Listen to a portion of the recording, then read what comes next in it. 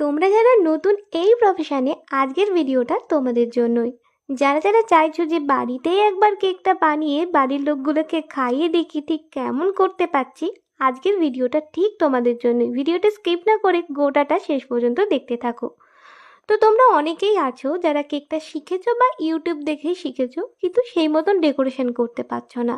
তো আজকে আমি তোমাদের খুব ইজি কয়েকটা ট্রিক্স বলে দেবো এই কেকটার মাধ্যমে। তো এই কেকটা অর্ডার করেছিল আমারই ডান্স টিচার।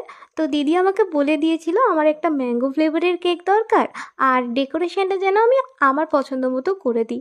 যেহেতু এইরকম একটা ভার চলে আসলো আবার আমার পছন্দ মতো ডেকোরেশন, তখন তো একটু ফাঁকিবাজি করাই যায়।